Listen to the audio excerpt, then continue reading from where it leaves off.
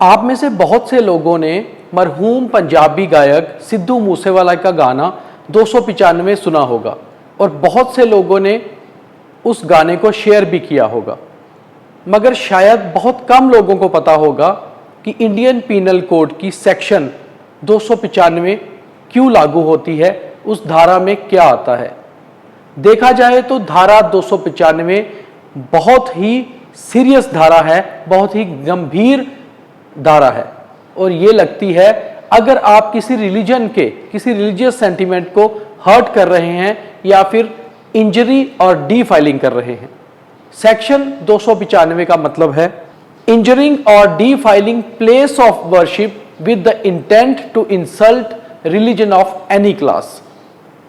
नमस्कार, आप देख रहे हैं TNS इवनिंग और मैं हूं Deepak Khajuria. FIR number 52 2022 under section 295 295 A 153 A IPC।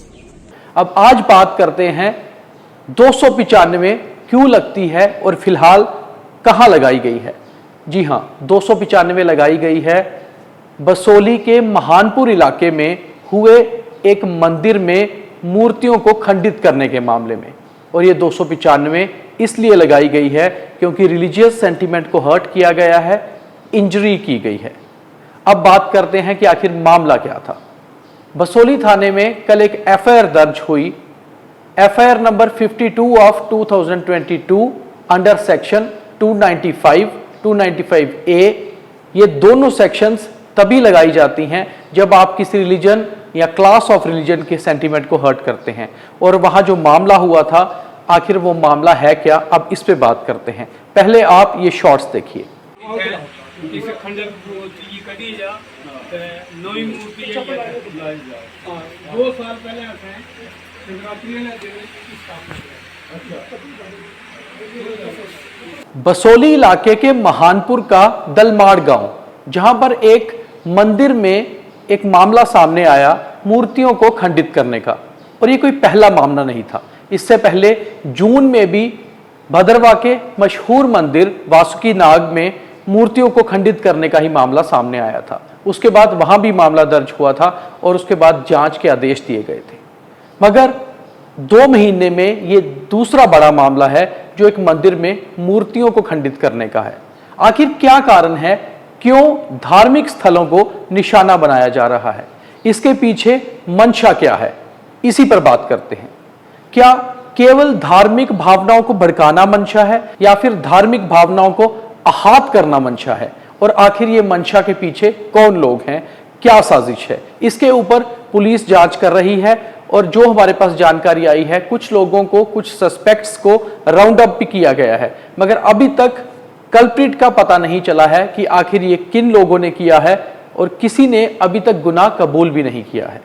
मामला ये हुआ कि सोमवार को दलमाड़ इलाके के कुछ लोगों ने पुलिस तक ये जानकारी पहुंचाई कि वहां पर एक धार्मिक स्थान, एक मंदिर में मूर्तियों को खंडित किया गया है। उसके बाद बहुत से लोग महानपुर में सड़क पर आ गए और सड़क को जाम करके नारेबाजी करने लगे। आप ये शॉट्स भी देखिए। नहीं छोड़ा जाएगा, नहीं छोड़ा जाएगा, नहीं छोड़ा जाएगा। भारत माता की, भारत माता की, भारत माता की। वंदे मातरम, वंदे मातरम, वंदे मातरम। हर हर महादेव, हर हर महादेव, हर हर महादेव।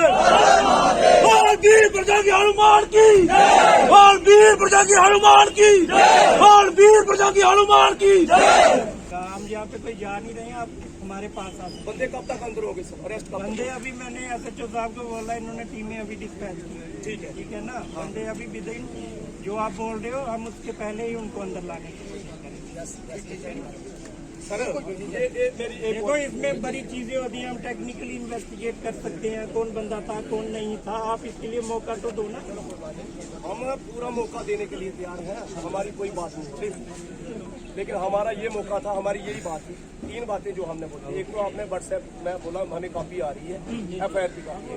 दूसरा, कल्प्रिट जो भी थे वो अरेस्ट होने चाहिए। तो ठीक है ना, आप तो टीम भेजी आपने अभी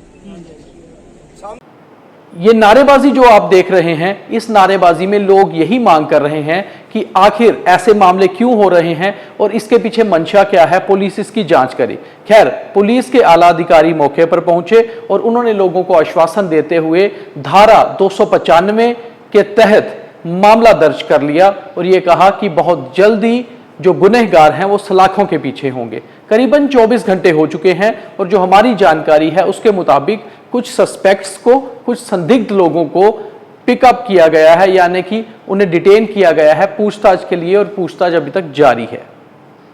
वहीं दूसरी ओर धलमाड़ इलाका जो है वो आता है पंचायत महानपुर के तहत और महानपुर के सरपंच का क्या कहना है ये भी आप सुनिए।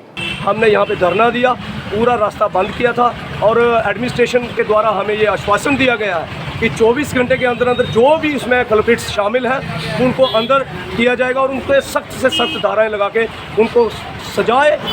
हम तो कहते हैं कि उनको ऐसी सज़ा देनी चाहिए कि फिर कभी हमारे इस इलाके में ये ना हो। मैं सभी लोगों से ये कहता हूँ कि हमारा ये इलाका बड़ा शांतिप्रिय है। कुछ चंद शरारती तत्व जो हमारे इस माहौल को ख़राब करना चाहते हैं, मैं उनको भी वार्निंग देना चाहता हूँ कि वो सुधर जाएं। नहीं तो जैसे अभी यहाँ पे करने में कम से कम 5000 लोग एक साथ इकट्ठे हुए थे, अगर इस मसले का हल सही तरीके से नहीं हुआ तो आने वाले दिनों में ये विरोध बहुत दूर तक जाएगा।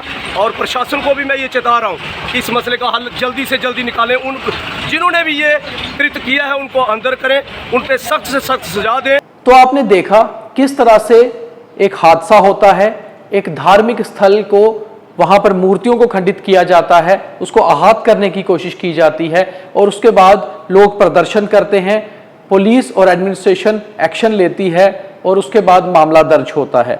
मगर सबसे बड़ी बात यह है कि आखिर ऐसी घटनाएं हो क्यों रही हैं, इसके पीछे है क्या, मंशा क्या है, इस पर गौर करना होगा। क्या केवल ये मंशा है कि दो कम्युनिटीज को आपस में लड़ाया जाए या फिर मंशा ये है कि किसी एक कम्युनिटी के सेंटिमेंट्स को आहत किया जाए, हर्ट किया जाए। मगर जो भी है, समाज को इससे मिलकर लड़ना होगा और पुलिस और प्रशासन अपना काम कर रही है, क्योंकि ऐसे मामले अगर आगे बढ़ेंगे तो जम्मू का जो आपसी सौहार्द है उसको कहीं ना कहीं आघात करने की जो कोशिश हो रही है, कोशिश में लोग सफल होंगे। मगर जम्मू के लोग, जम्मू कश्मीर के लोग बहुत समझदार हैं और ऐसे अगर कुछ एलिमेंट्स हमारे समाज में हैं तो उन्हें आइडेंटिफाई करने की बहुत ज़रूरत है, क्योंकि उन्हें आइडेंटिफाई करके सलाखों के पीछे पहुंचाना ही सुख और समृद्धि के लिए और दूसरा एक मजबूत जम्मू कश्मीर और मजबूत भारत के लिए ज़रूरी है। तो आप देख रहे थे TNS इवनिंग। कल किसी और मुद्दे पर बात करेंगे, तब तक के लिए लगातार बने रहिए द न्यूज़ स्क्वायर के साथ। धन्यवाद।